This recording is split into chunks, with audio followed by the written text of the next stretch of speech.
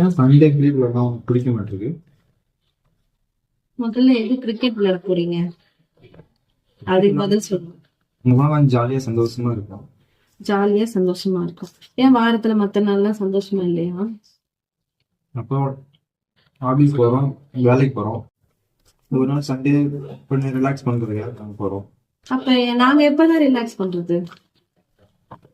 ம் ம்? நாங்க கூடதான் 24 மணி நேரமும் கிச்சன்ல இருக்கிறோம், பாத்ரூம்ல இருக்கிறோம், டிவி இல்லது ஹால்ல இருக்கிறோம். பொழுது அன்னைக்கும் உன் பிள்ளைங்களை உட்காந்து பாத்துட்டு இருக்கேன். 2 பிள்ளைங்களை பெற்று வச்சிருக்கியே, சில்லு வண்டுங்களா இருக்குங்க.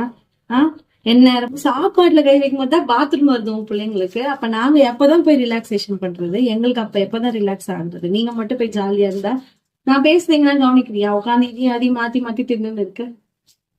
சொல்லு, நாங்க எப்ப ரிலாக்ஸா இருக்கிறது? நேத்து நேத்து கூட வீட்டுல தான் இருந்தாங்க. நேத்து வீட்டுல இருந்த ம்.